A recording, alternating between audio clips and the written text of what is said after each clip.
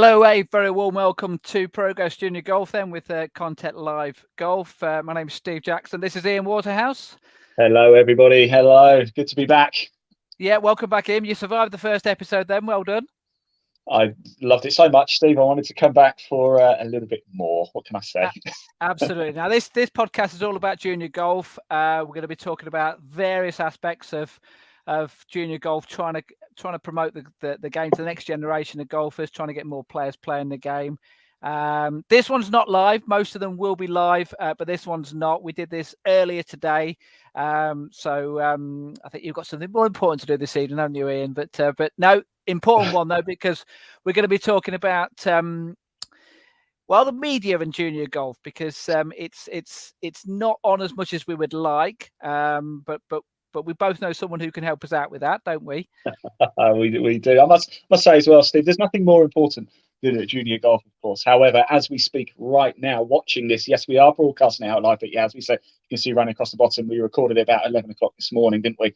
I am currently on a phone call right now, so if I am with people who I'm on the call with, they might be seeing me flashing up live going, what? No, I'm definitely on a call with this guy.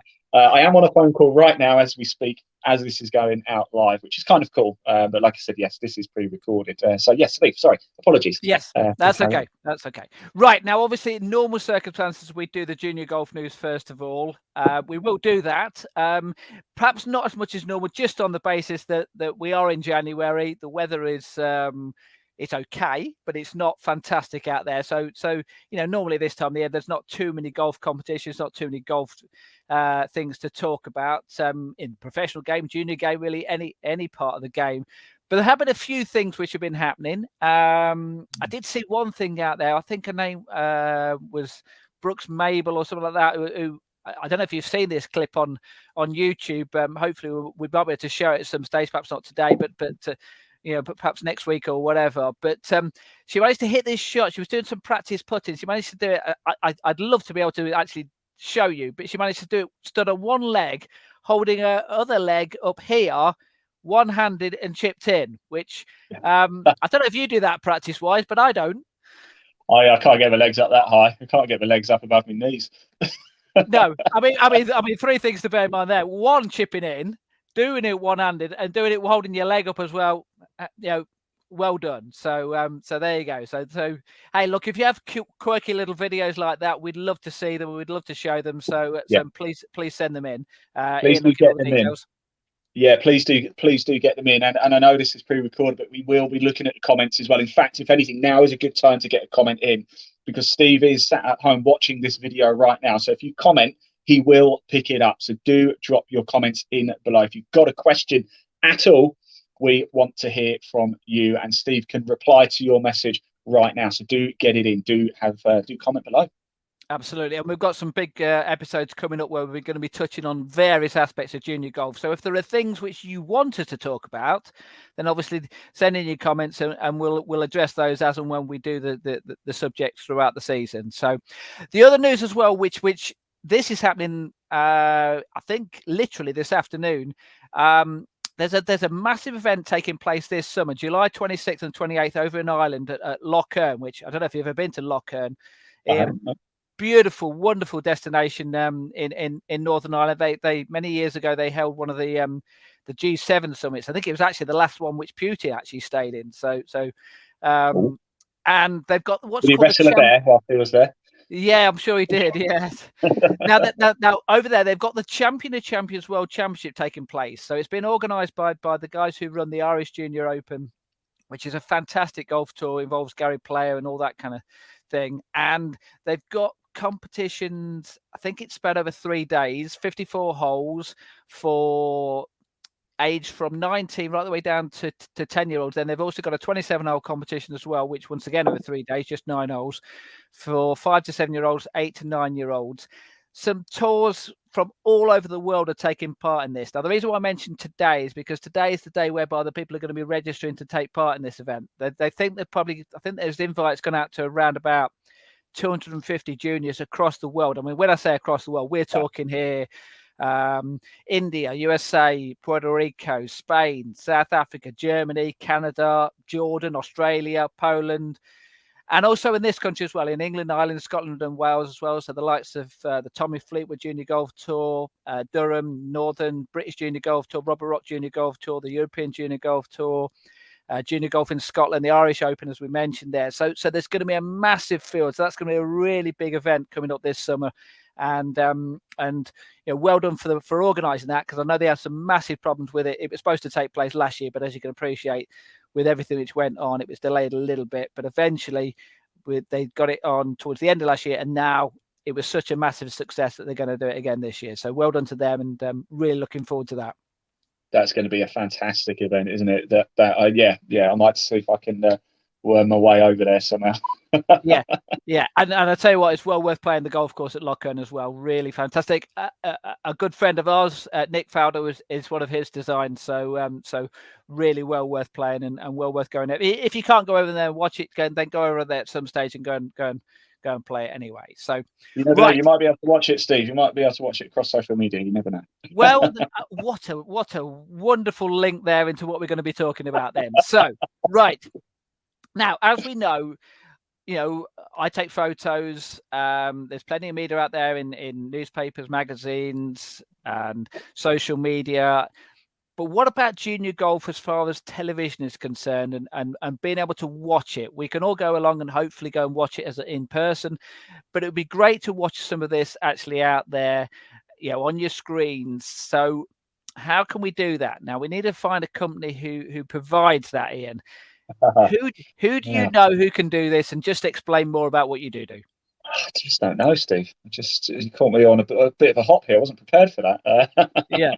I mean, look, Steve, you're absolutely right. It's exposure, it's media, and it's good for the juniors as well for the long term. If they're going to be serious, if they're going to play golf and they want to make it to the top, they're going to have to deal with media.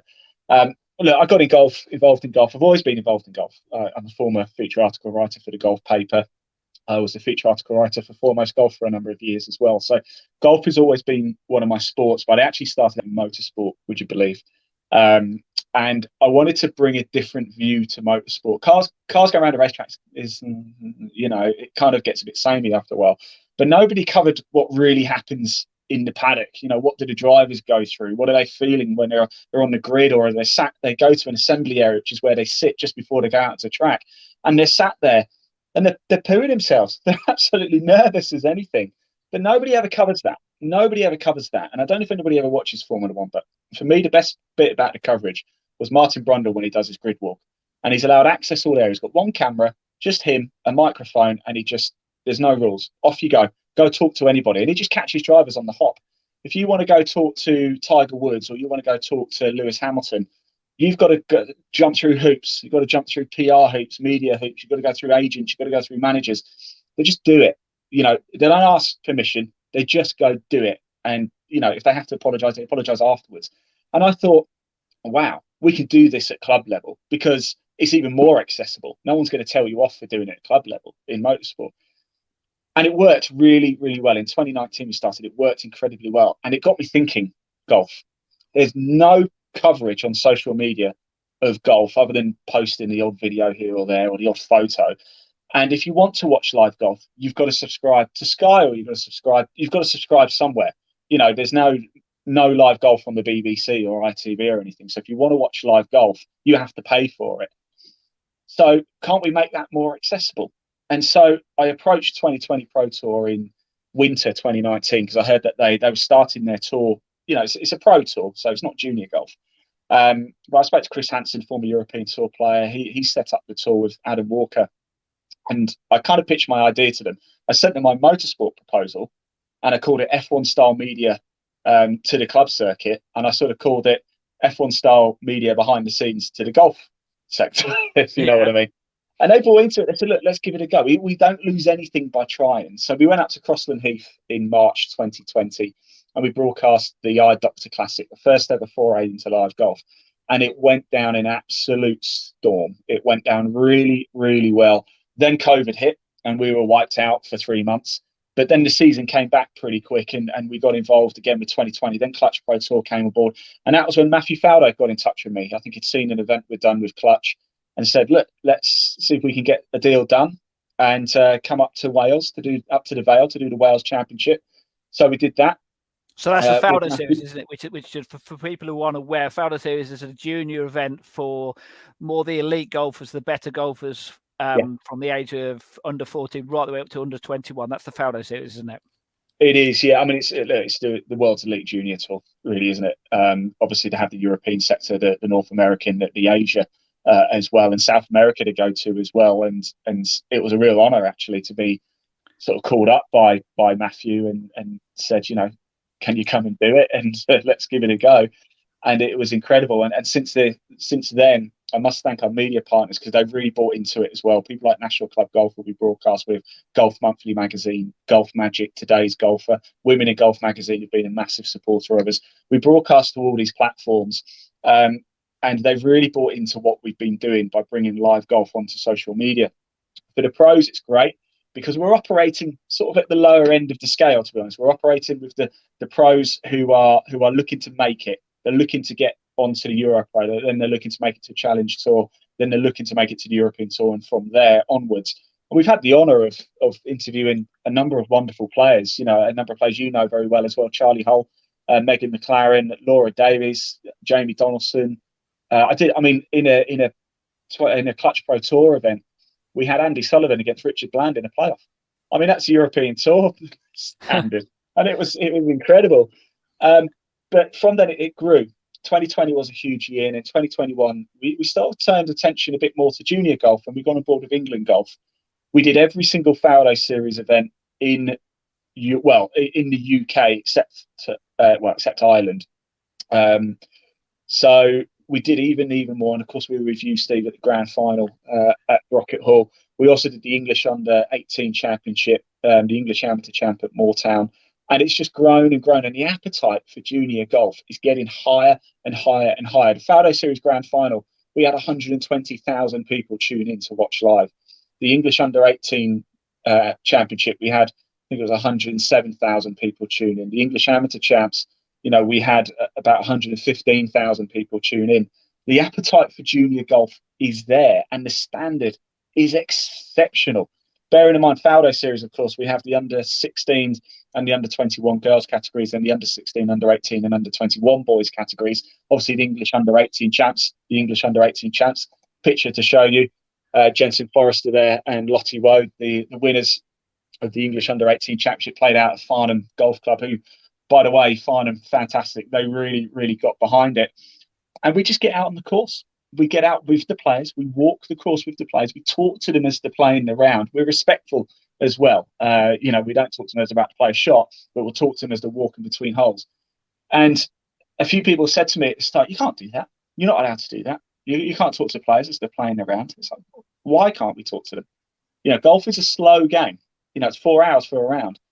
You can talk to the players. Now, I know, obviously, normal rules are you can't talk to spectators, you can't talk to coaches, but they do talk to media, and you can talk to media. We're not here to give advice, and they certainly don't want to take any advice from me. I can assure you that.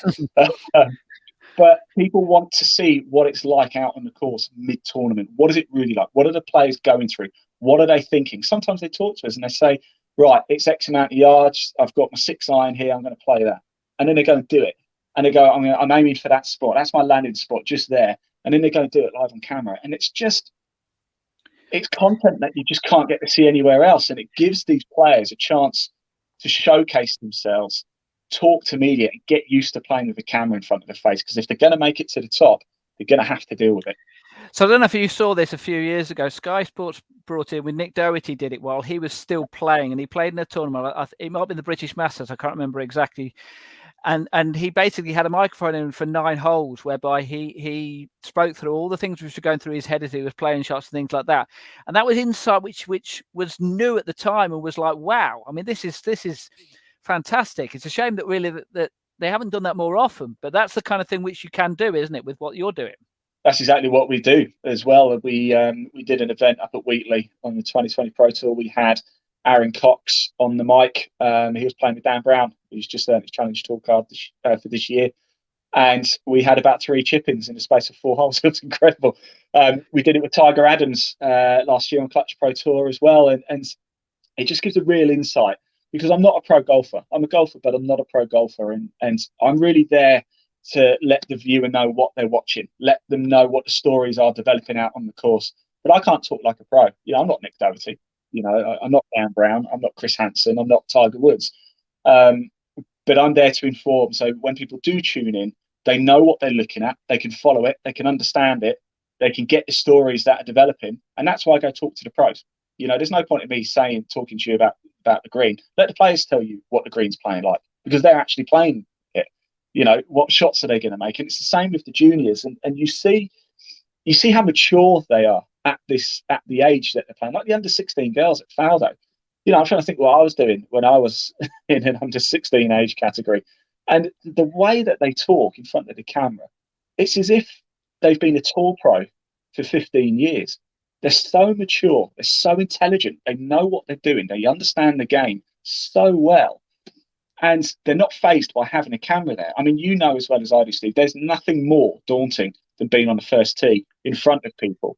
But imagine doing it in a tournament in front of people, then with a camera live in front of you, broadcasting to Golf Monthly magazine, Today's Golf, or all of these channels across the world, and having to do it there. I mean, that is. Well, I was just about to say, what was it like that first time when you did that first junior event, and you must have thought, okay, it works for the adults, you can get away with it then, in the sense of, like you say, a little bit more mature. They should be able to deal with they've been through interview situations. But whereas when that first person you went up to, the first, whether they were 16, 17, however old they were you a little bit wary of thinking, what am I going to get here?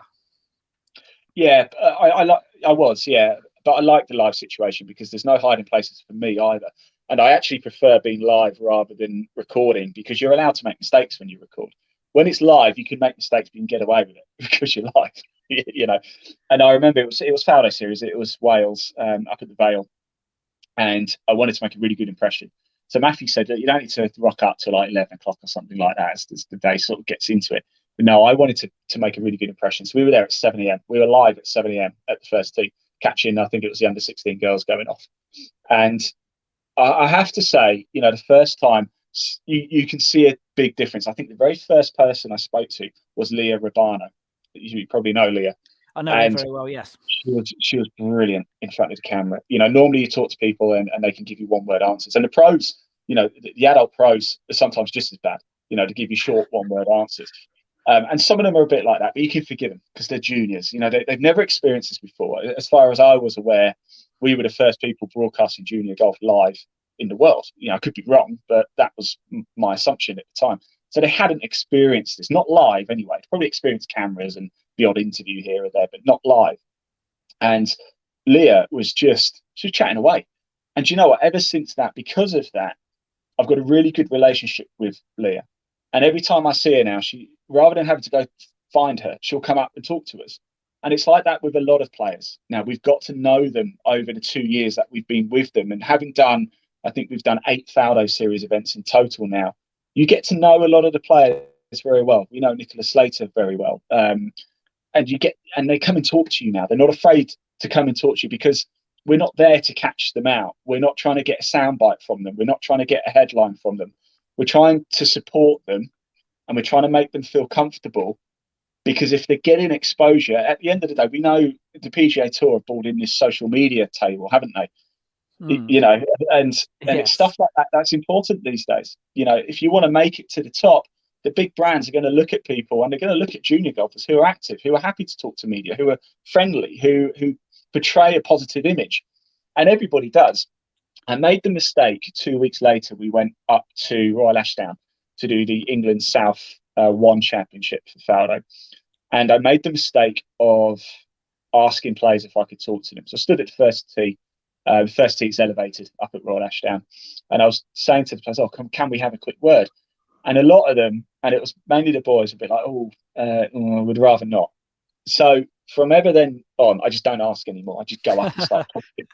But it works that way. It works. If you don't give somebody a choice, they'll talk to you. If you give them the option, they'll half of them will bail out, half of them will talk to you. And that's not a criticism of them at all, because why would you? You're about to play a round of golf. You probably just want to get your head into it. But you're going to have to deal with this type of thing as you progress. And I'm really pleased what really brings a smile to my face is seeing these players grow over the last 2 years, and now seeing a lot of them saying, "Oh, hi, Ian," as I'm walking through the clubhouse, and they actively make you feel part of it. Like, and they're going to make it. Some of these players are going to make it, and it's really nice to be able to say, "Well, I was there at the very beginning."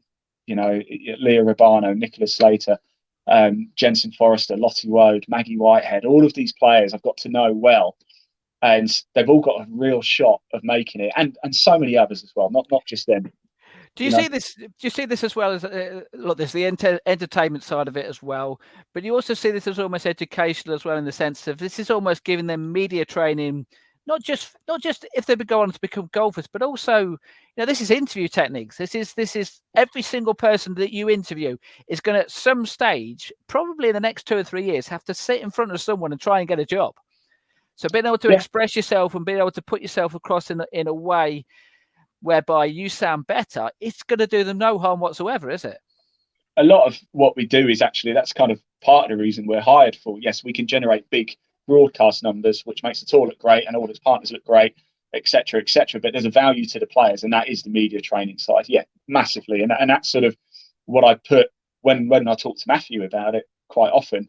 He sees the value in that too. A lot of it is probably 30% he sees the value in the media training, and then the 70% being the commercial guy that he is and having to sell the tour and promote it is, okay, great, we're getting 100,000 people watching the Felder Series. That's fantastic. So great.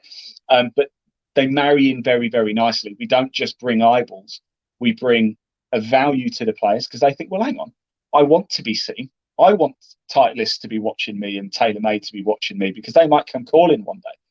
So there's the value to the players, and they see that as, well, I'm going to play on the tour that's broadcast because it's better for me longer term, as opposed to a tour that isn't broadcast, where it might go a little bit more under the radar. If you can get a player on Golf Monthly magazine to play in a tour, or play in a tour that might just have the odd social media post, you're going to go play in a tour that's broadcast live, aren't you? If you want to make it to the top, it's an absolute no-brainer. So there's value in retention, there's value in media training, and of course there's a lot of value in just a load of eyeballs. So I'll give an example, because I've got a little bit of experience of doing media training. I worked a few years ago with I think 13 or 14 football clubs, some big clubs, like Crystal Palace, Tottenham, Fulham, so right the way down to some teams, Blackpool, in the low leagues as well, you see. And also I did some work with Charlie Hull. I'll tell you a story about Charlie Hull when she was 15 or 16, and she was invited to play over in the first major of the year, which it was called the Kraft Nabisco, I think, at the time. It's now been the ANA, I think it's now called. Yeah. I think they've changed the name again for this year, or they often do. Yeah. They often do, absolutely, yeah. And she'd have been invited to it as an amateur, as a 15, 16-year-old amateur, but it was the same year as the Curtis Cup. And the Curtis Cup selectors have basically said, right, to play in the Curtis Cup, you have to come along to the trial. And it was the same week. So she had a choice. Right, you either go to the trial or you play in your first ever major tournament as a 16-year-old amateur. Now, what a horrible choice. What a lovely choice for her to have to make. Two fantastic opportunities. Yeah. But to put that in a place of someone that age. Now, she went down the lines of, right, I'm going to play in the major. I'm going to play my first ever major tournament. Yeah. So turned down the opportunity to go to this training camp. So they immediately turned around and said, well, in which case, then you're not allowed to play in the Curtis Cup. So obviously there was uproar. Now, she kept quiet, but basically she said, right, that's my decision. There was uproar from lots of people about the decision, about her decision for the fact that she'd not done it. There was uproar the fact that they'd put her in that position. And then there was uproar the fact that they made that decision, and the fact that at the time, she was the third best golfer in the world at amateur level. So this was Britain's best player. And they were wiping her out of selection because she was so good. They wanted her to play in the biggest professional event of the year. Anyway, the point is that she didn't say anything. Now, about 3 or 4 weeks earlier, I'd said to her parents, look, if you ever need the immediate training, just come to me and I'll help you out. And they came to me and they said, yeah, actually, we think it's probably going to be a good idea. So I did some media training with her, explained to her about the different aspects of it. On the back of that, between the two of us, we put out a press release to say that she was really pleased the fact to play in this tournament.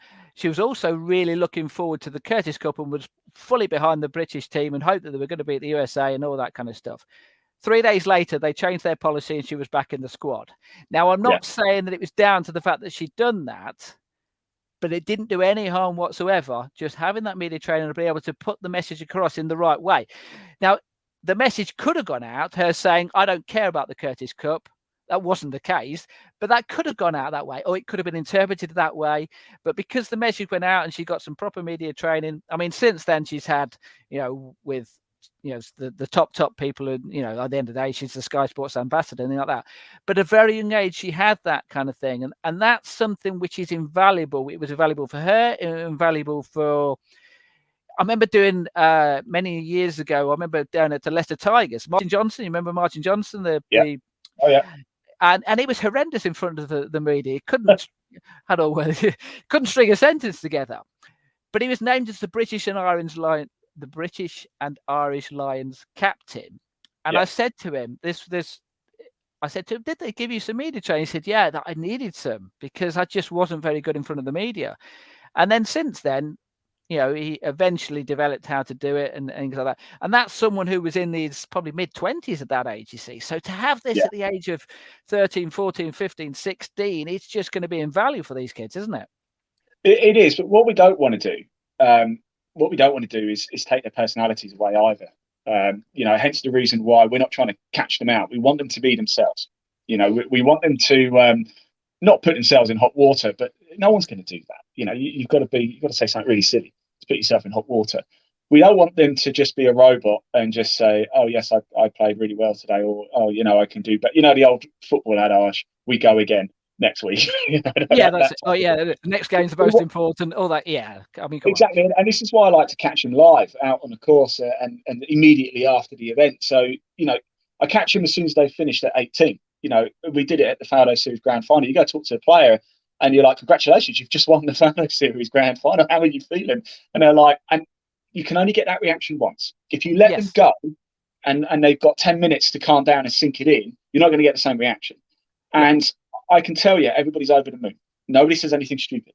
Nobody, because they're just, and that raw emotion is something that just money can't buy. I remember earlier in the year, the very first event we did this year, you were there too, so it was when we first met, at Brocket Hall for the England South Championship. And I can't remember which player it was, but she holed out in a playoff to win. And her dad was there and she ran over, gave him a hug. And it was the most emotional thing. We caught it all on camera. You can't record, you can't copy that. We can't go, oh guys, we didn't catch that. Can we do that again? Do you know what I mean? It's got to be there in the moment. And this is why it works, because I'm not going to sit down with somebody and say, right, this is what we recommend you say. Let's catch your true emotion. There's nothing wrong with being emotional. There's nothing wrong with making a mistake in front of camera either. There's nothing wrong with tripping over your words or getting stuff wrong. Don't be fearful of that. Just do it. We all do it. The amount of times I make mistakes on the cameras, the amount of times I've gone out to players, I've got the name wrong. It's the most embarrassing thing in the world. I've done it so many times, and not intentional, but it happens. And things happen in front of the camera, but don't let it knock you down. But they're getting more prepared because we are there, because they know we're there as well. They start to think about things a little bit more, and they can see me there, and they think, well, he might come speak to me now. I'll tell you, one of the best stories that ever happened to me, it really taught me something in life, was I worked for a fitness company years ago, and there was like bulk employment. And so there was about 30 of us new people, and the CEO of the company, we're all in this big room, and he sits us all down, and he goes, right, underneath one of your chairs, there's a little red dot. And we're like, oh, okay. He goes, just under one chair. And it goes, I don't know which chair it is, but underneath is one dot. And whoever's got that spot is going to have to come up on stage right now and talk in front of everybody, and tell us what your life goals are or something like that. And so he goes, right, up you get and have a look. And so you're all there, and you're like looking at your chair, and you're like, oh, no, please don't be me. Please, please, please don't be me. So you lift up your chair, you look underneath, and there was no red spot underneath my chair. So I'm like, oh, thank God for that. But you're looking around going, right, who is it? Who is it? And nobody's owning up. And CEO stood up and he's like, come on, who is it? Be honest, you're going to have to do it. I don't know who it is, but the assistant over here knows where the red spot is. So you can't hide and pretend it isn't you, because we're going to single you out and bring you up here on stage. And another minute passed and everyone's like, come on, if it's you, just be honest. Just go up, You know, you've got to do it. You've got to do it. And then he stops. I see how stops. He goes, look, there is no red spot. Right. There is no red spot. This is a lesson. He goes, half of you were thinking, God, please don't be me. Please don't be me. Please don't be me. Please don't be me.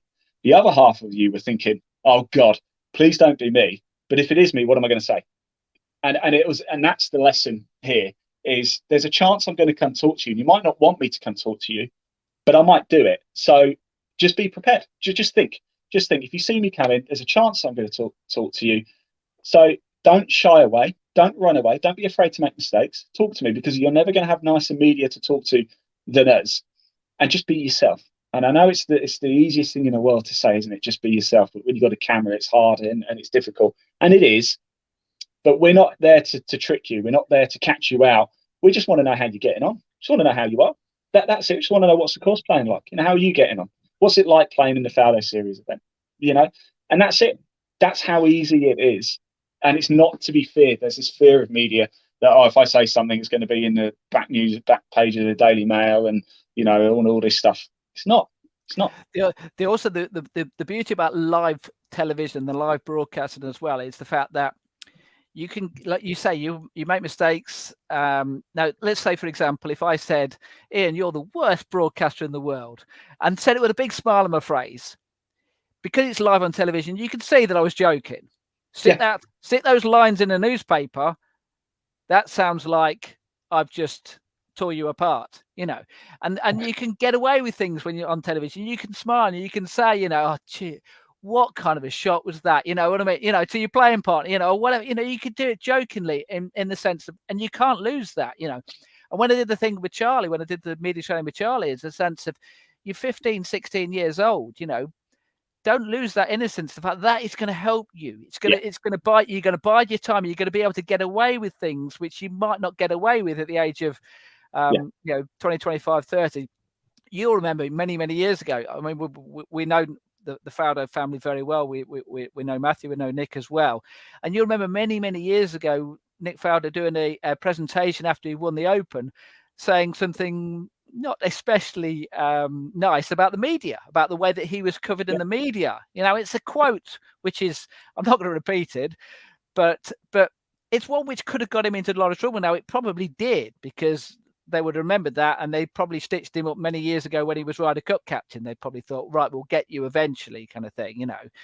But at the same time, it's the fact that as a junior, you know, no one really is going to mind if you make those types of ads. In fact, it'll endear them more to the public, in the sense of that they can relate to that. You know, we're all bad golfers, you know, and if you can laugh and joke when you make a mess or something or whatever, then we know what you're going through. Steve, there's a bit of a perception that the media are always out to get you. They're out to trip you up. They're out to capture you. I mean, and you can see why. For example, Peter Crouch, you know, the ex-footballer, he did a podcast the other day with who I can't remember who it was, and he said jokingly, he said, you know, me and his wife Abby, they put their kids down at sort of 8 o'clock, and then they have the first bottle of wine by 9. They're on to the second by 10, and they've had the third by 11. But then he goes, no, I'm only joking, we don't actually drink. The next day in the newspaper, Peter Crouch admits to drinking 3 bottles of wine every night. Do you know what I mean? I mean, you can see why, can't you? But if it's actually there on camera, you can see. You know, you can see it for what it is. There's no hiding place. You can see it for what it is. Because they go, no, I'm actually only joking. I'm only messing around. Everybody can see, well, he doesn't actually do it. You know, he's only joking. It's when you write a text, it's when you write an email. You might mean for it to sound a different way than it does in text, or when it's written down. It's very, you can't get tonality across in a document. Well, you can, but it's quite hard to do. And quite often people make mistakes. An email, you might get an email and it sounds harsh. And you speak to the person, it's like, oh no, I didn't mean for it to be like that. I was just asking for if you've got time for something. Do you know what I mean? Yeah. And that's where live works really, really well, because you can get your tonality across. You can get your the way that you appear across. Your body language comes across very, very well. If you've got an open body language, you can be a bit jokey. Your voice is a bit different, like this. You know, there's ways to say words and things like that, and it's so much easier actually for the players to do it live than actually just do. I mean, you've got to do press releases and things like that, and they're usually just very fluffy press releases. But if you did it live, you can show a bit more personality. You can really come across that way, and it works very well. And also from a player's point of view, is let's say they do hit. Okay, I'll ask you the question then. If someone hits a bad shot, do you go up to them, or do you think probably best not to at this moment in time? It depends on the situation, to be honest with you, Steve. If it's a player who's not really in the mix, and you can tell their body language, and this is not so much with the juniors. The juniors are a lot better at it. It's the pros who tend to get a bit wobbly. I won't say who, but at an event we did earlier in the year, up at Northcliffe, I think it was, one of the players hit their shot long off the back of the green. It's quite treacherous at the back. It went into the hedges, and slammed the clubs down and the bags down. And they were 2 or 3 shots off the lead coming down the final stretch. And so that's the moment not to talk to somebody, all right, because the emotions are running high, and that's when, if I wanted to grab a headline or I wanted to make a statement, I'd go talk to them and get them to say something stupid. But I'm not here to do that. I'm not here to get them to say something stupid. I'm there to try and make the tour look in the best possible light. I'm there to promote the players, show the very best of golf, show the game of golf at its peak, at its very, very best. Not just get clickbait and show, oh, look at this golfer throwing his bag around. I could do that, rip that, put it on social media, and get thousands of views. We're not here to do that. We're here to showcase golf in the best possible light and the future of golf as well. But you are live, so obviously that could be caught, couldn't it? No, it's gone out. Once it's gone out. I mean, I can cut it afterwards, but if people have seen it there live, it's happened. Can't change That's what I mean. So therefore, you are catching people doing those types of things live. So it's obviously you're not going to go up and ask them a question after they've just done that kind of thing. But are you a little bit wary of thinking, well, perhaps that wasn't the best live TV I've ever seen, in the sense of, like you say, someone hitting a bad shot, slamming the club down or whatever, and you just think to yourself, take a step away. I've never seen that. I've never seen it at junior level. I've seen it at pro level. And it doesn't happen at junior level. Or I've never seen it happen live at junior level. I've seen it at pro level quite a few times. And my feeling with that is, I understand frustration. I understand all of that. And people call it passion. They call it whatever they want to call it. But that's very much against the etiquette of the game. And you should know that. Slamming your clubs down, at the end of the day, they're your clubs. So if you're going to slam them down and break them, But if the camera's pointing at you as well, I kind of feel I understand frustration. But perhaps if you're aware that we're there, and it's pretty obvious when we're there, you can see us. We're on the course next to you. We're not up in a crane millions of miles away and beaming down into you. We are literally yards away from you. So you're well aware that we are there. And that's the decision you make. I totally understand passion, but Tiger Woods has the perfect thing, doesn't he? If he's had a bad hole, he's had a bad round, he's had a bad shot, he gives himself 10 paces to focus, step away, get that anger out as he's walking along. But he certainly doesn't throw a club onto the bag. But then again, it does make good TV as well. But it's not my choice. Well, actually, funny enough, the example of Tiger Woods was what I was thinking, in the sense of you can be that opportunity for them to switch off from golf, in the sense of, talking to a TV camera is something different from me thinking about my golf kind of thing. I can talk, and then by the time they've kind of got it out of the system, in the sense of talk through it, and you've asked them, like you say, nice media, in the sense you're just going to ask them nice questions. What do you think of the course? Wow, isn't this a beautiful destination? All that kind of thing. Suddenly, the hope would be, from their point of view, in the sense of, actually, that's calmed me down now. Right, back onto it. Well, I said they can come and vent to me as well if they want. We are there. So if they want to come up to me and go, "Oh, Ian, that was a real crap shot. I'm really angry with myself," and I could go like, and I'll talk to them. I'll be like, yeah, okay, maybe not your best shot, but what are we going to do now? What are you going to do now to make sure you put it right? The ball's over there in the rough, or it's behind a tree. Well, what are you thinking? What's in your head right now? You've got to get that out your head. Tell us, what are you thinking? What are you going to do from this situation? Because sometimes the pros get themselves into a difficult situation that we find ourselves in an awful lot. And I'm thinking, I don't know what I'm going to do here. So what are the pros going to do? What are you? I talk to a pro and go, right, let's say Chris Hansen, for example, he always talks to us. He's fantastic, as is Aaron Cox. What are you going to do in this situation, Chris? Talk us through it. And he goes, well, there's a bit of a gap there. I think I can get it through, or I'm going to play I'm going to play a long iron because it's not got much loft. So I need to keep it low because I've got the leaves here. I've got my hybrid, whatever.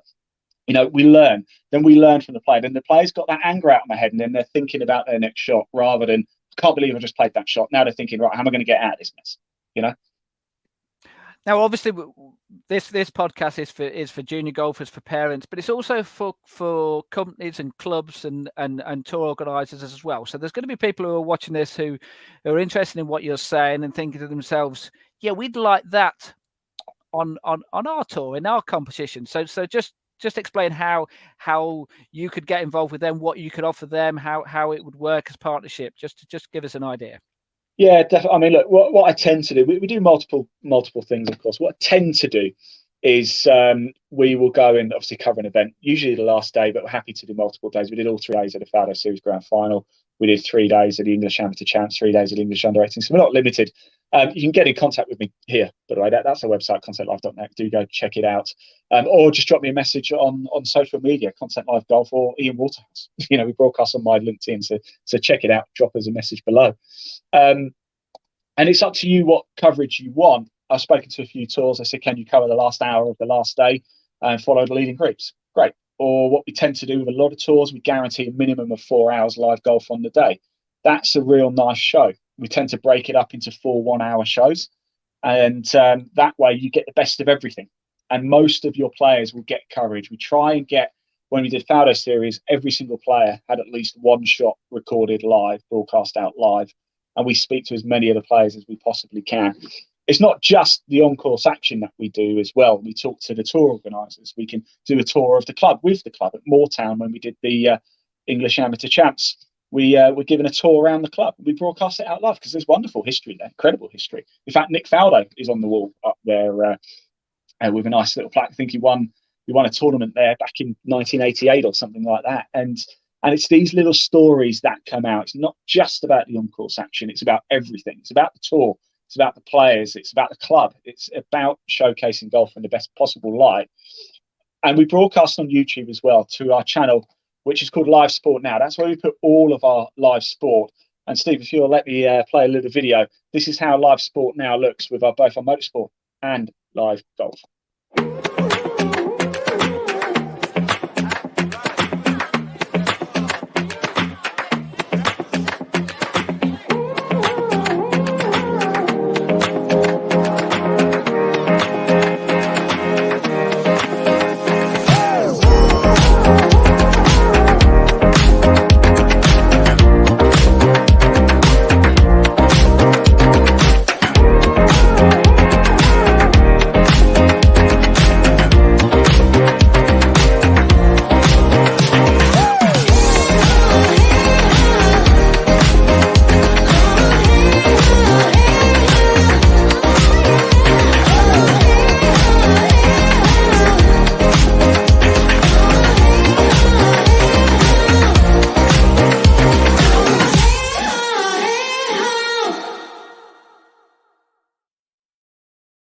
So there you go. Yeah, it's I must hasten to add that it's free to watch. Of course, data and things is not free. However, we do have, we talk to each tour organizer, club, etc., and we can tailor make anything to work for you. It just depends on the level of coverage that you want. But really, yeah, our core product is 4 hours of minimum live golf on the day.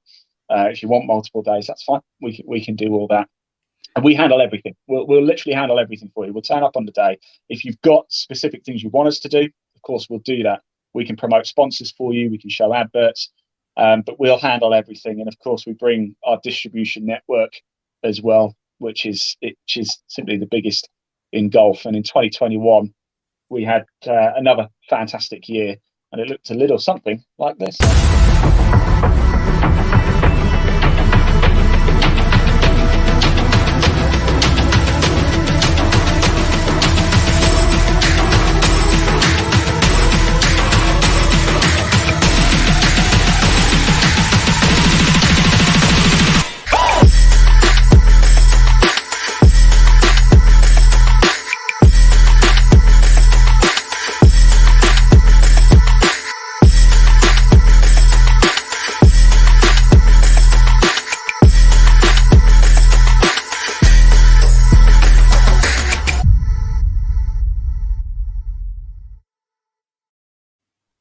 So there you go, Steve. That's it. I mean, it's funny. It's funny for those viewers who don't know that just that last little clip there was used at the back of the 18th green there at at Brocket Hall, and I remember talking to your cameraman for the grand final on the final day, and as a ball whizzed past us, and he said that's about the 4th or 5th time we've almost been hit today, kind of thing. So how much is your insurance? 4 million. But in all seriousness as well, is we also saw with the previous video as well, is, as you know, COVID is still an issue, and hopefully it will go away at some stage. But you were fully inclusive with that as well. You make sure that it's completely safe as far as, you know, because golf obviously is a sport which is outdoors, but you will have some interaction with all the players, but it's also completely COVID safe as well. So if anyone else any queries about that. Yeah, I mean, when we first came back from COVID after doing our first event in 2020, obviously COVID was big. You weren't allowed to stand within 2 meters of people. We still broadcast today with our extendable mic, which keeps us at least a meter away from the players. And yes, of course, we wear face masks where we have to. In fact, in motorsport, we still have to wear face masks in and around the paddock, or we had to last year as well. So we have to broadcast that way. You've just got to do what you've got to do to fit the government guidelines and do it properly. So yes, yeah, we fit in with COVID rules, and like I said, it's quite easy to stay away from people on a golf course. You know? So yeah, and try not to get hit as well. Which try not to get hit. We've never been hit yet. Leon's been placed quite a few times. There's some wood in me. I'm going to touch it. Yeah, exactly. And yeah, it's just growing and growing and growing. It's going to be a big year for us. Since we started in 2020, just from a viewer point of view, these are our total viewing figures for the last sort of 18 months. 3.75 million people have tuned in to watch live. That has meant we've reached 10.3 million people. So that means our live content is coming to 10.3 million people have come into contact with it. That's live golf on social media for free. Now, you know, this isn't a who's got the biggest competition, but I know when Sky Sports Golf, for example, did I think it was the Moonlight Classic on the Ladies European Tour, they broadcast all 4 days live or 3 days live on their YouTube channel, and I think they had something like 25,000 people tuning in, which is pretty decent over the 3 days. As I said, we average about 40 to 50,000 views per day when we go live. And I don't want to just make it about the views, because like I said, we a lot of what we do is offer value to the players on the retention side, media training. We offer a lot of value to the club in exposure, and of course the tour. But at the end of the day, it's the views that are the headlines. That's what people want to see. And the numbers are accurate to 48 hours after the event. They only grow. So that 3.75 million, all the content's still there. It's still on all the tour pages. It's still on all the YouTube channels. It's still there for anybody to go back and watch any of our live golf over the last 2 years. So 3.75 million is what it was after the events. It's probably about 5 or 6 million realistically now of people who have watched it in total since even the events happened. So that's just the live views. The content all stays there. It belongs to the tour. It's on our channels, but it's on their channels too. Anybody can go back. You can type in Faldo Series Wales Championship 2020, and you can watch all of our live content that we recorded live and free right now. All right. So anyone who wants to get in touch with Ian, obviously all the details is already given now. Now, one of the things which we do with the podcast is we just finish off with just a bit of a front nine Q&A about our special guests on. So we're just going to do that with yourself, just to finish with. Yeah. So it gives an idea about why you got involved with junior golf and your experience of it. So first of all, then, so when and where did you start playing golf? I started playing golf. Well, my dad actually has been a member at Farnham Golf Club for 25, 30 years now. So that's when I first got in touch. I actually learned to play at Fleet in Hampshire, pitch and putt. But it's actually my sister who's the better golfer, would you believe? Okay. She's yes, I do believe that. She's actually a fantastic golfer. Her swing is just unbelievable. Doesn't play anymore, unfortunately, but at one point she was even sponsored by Farnham to play a few events. I just don't have the same natural ability as her, unfortunately. I just love the game. So but what was I was probably 6, 7. I was going to say, yeah. What was your first set of golf clubs then? You asked me the question last week what mine were, but yours was more recent than that. So you probably better than mine. Yeah, I probably just borrowed. My sister's 3 years older, so she was well into the game when I started. So I probably just borrowed her clubs. They're probably set Slazingers or sort of Dunlops or something.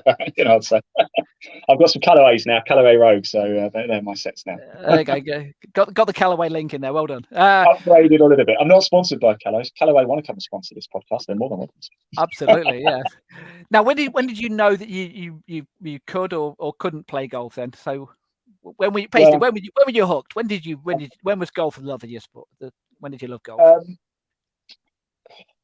I've just loved golf ever since I was a kid. I mean, I remember, like I said, I've always been around it. My old man was a captain once at Farnham, and he used to do the accounts, used to be the FD up there. He's always been around golf. And then we used to have a game on the Amiga. You remember the old Amiga 500s, Jack Nicklaus Golf. So we used to play it out like every Sunday. And it's I don't know, ever since probably like 8, 9, I've just always followed the game, just loved the game. Never really been very good at it, if I'm brutally honest with you, Steve. I would have loved to. I'm still about a 20 handicapper. It's time. I know it's such a terrible excuse, but it really is just time. I just can't give up 4 hours. Like I say, we broadcast live golf, we broadcast live motorsport, we broadcast live handball, and I don't have the time to go out and play 4 hours on a round of golf, which is a real shame because it's a passion of mine. You know, it really, really is. But I'm 36. I would say I could just about hold my own, but yeah, you probably don't want me in your 4-ball. Probably not, no. So when you were a junior golfer, what was perhaps the biggest lesson that you learned as a junior golfer? You mentioned etiquette earlier and things like that. Now, obviously, that's something which is big in golf. Is that something which you learned when you were younger? Etiquette put me off golf. So we spoke about this last time, didn't we? Yeah. I didn't want to have to dress smart to go play golf. You know, and sort of that's one of the stumbling blocks for me. Like I said, I was never as good as my sister. I never had a natural swing, so I was never going to get picked up. I was never going to go play like decent junior golf level or anything like that, like county level or anything like that. But that was one of the reasons why I didn't really push it much further. Ended up playing football, you know, to college level and stuff. So I moved into football quite quickly, which was a real shame. And when you used to, this is the next question, but you must have hit a half decent golf shot at some stage. So what's the best golf shot that you reckon you ever hit as a junior golfer? I'm not that bad, Steve. I've hit a few good shots. I was fortunate enough to actually play at the Grove in the Adidas Invitational a few years ago. So I played alongside the likes of Tira Hatton and Jordan Smith and people like that who are damn sight better than I'll ever be. But the best shot I ever played, a hold out, 7-iron, and I must have been just trying to work out how far. I was probably only 80 yards from the pin, but I was on the fairway, and I couldn't decide what to do. I wasn't feeling too confident in my wedge game at the minute, so I thought I'd play a little bump and run, little 7-iron, play it, goes in. Oh, I'm still talking about it now. Yeah, 20 years later, yeah. All right, if you're going to have your perfect 4-ball, then one of them is a junior. Who would that be? Okay, junior. I would play with Lottie Woad. I'd play with Lottie Woad because she's a Leeds fan, just like I am as well, and I know her very well. She plays out of Farnham, of course. I know the family very well. She's a fantastic player. I'll tell you that. That's quite incredible. I would like to play with John Daly because I'm a big John Daly fan. Because he's from the era. We talk about media training. He's from the era where it just didn't matter. He could just do whatever you want to say. There are certain people who can get away with saying whatever they want and don't have to worry about it. Obviously, I'm part of it too. It's hard to look beyond Tiger Woods. I actually think it would be a lot more fun with like Ian Poulter. It's a bit cool coming out if you heard that. I quite like to play with Ian Poulter. I've always been a big fan of Ian Poulter. I know he's a car nut as well. So we would have something to talk about with regards to motorsport and cars. So that would be my football. John Daly, Ian Poulter, and Lottie Woad. Okay, all right. Last 2 questions. What's the best piece of advice you've ever had on a golf course, or what would be your best piece of advice for a junior golfer? Best piece of advice I've ever been given is to. I know it sounds a bit weird, but it's to play it safe. I've had so many times, you know, I've seen memes and images and jokes of, you know, you can't hit a fairway or you can't hit the green to save you. Like, you know, you can't hit a green the size of an island, but yet as soon as you get a tiny little gap between 2 trees, you think you're going for it. The biggest lesson I've ever learned is to just take your medicine. if you're in trouble, don't be a hero. Certainly, I'm talking about my level here. I'm not talking about pro level, but my level is you'll save a lot more shots out in the course just thinking your way around the course rather than just, all right, there's the flag, it's that way, just trying to hit it as the crow flies. Just think your way around the course rather than just go all guns blazing, because you will get in trouble multiple times. And when you could get away with a 6 on a 5 or a 7 on a 5, you'll end up doing a 10. Last question then. What's the funniest thing you've seen on a golf course then, within junior golf? Well, we won't mention names if it involves someone hitting a really bad shot or whatever. But go on, carry on. Well, I've seen a few people where they come up onto the tee box and you're trying to wonder where the third person is, and then you turn around and you see him peeing behind a tree, not with a camera. Right. And Leon tends to follow me wherever I'm looking or wherever I'm going. So I'm like, right. stop. That way, point that way. That's when I've seen some bad shots, but it's not funny. I can tell you, we can laugh about it afterwards, but you feel for that player because it's devastating for them, because they know they're better than that. And then they hit shank or they hit shot and it's only gone 4 yards or something like that. And you can see them break inside. And I don't like seeing that at all, but it does happen, Yeah. All right. Now we've got some, like we say, we've got some podcasts coming up. We've got some important ones. We've got some really big guests coming up. The next one we've got is going to be in a couple of weeks' time, and we've got Megan McLaren, who you mentioned earlier, a Ladies European Tour, 2-time winner on the Ladies European Tour. She's coming on. We're going to do the junior golfer coming on. We're going to have hopefully a US college, or at least an agency which sorts out US college. The subject is golf colleges over in the States. So we're going to be talking about, this is aimed at people who may want to go over to the States and do an academy scholarship over in the States. Now, I don't know about you. You mentioned there you weren't good enough to play at that level. Same with myself. We've both got children. They may well want to go on and do that. Now, I have very little idea about how you would go about doing that. So let's get some experts on ones who can sort that out for you.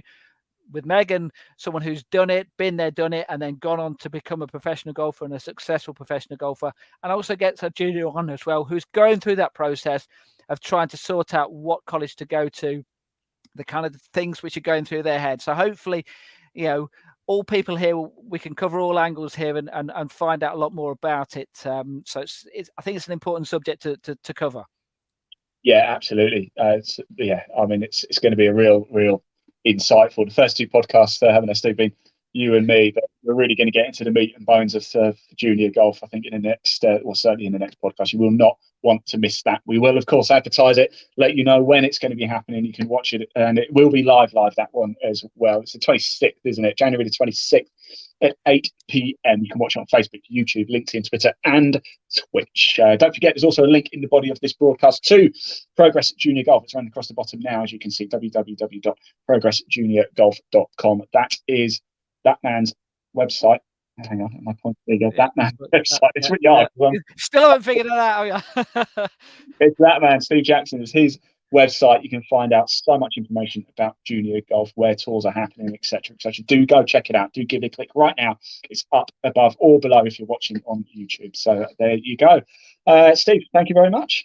Absolutely. No, thank you. Obviously, fantastic, fascinating to hear about what you're doing with live junior golf, and for all those people who are out there, let's try and watch this. Let's try and find out more information about it. Let's get you out there, and if you've got a tour event and you want yours covering, this is the man to talk to. Yes, excellent. ContentLIVE.net, or just give me a shout. Ian Waterhouse, always happy to talk. All right. We shall speak to you next week. Cheers. Thank you very much. Cheers, Steve.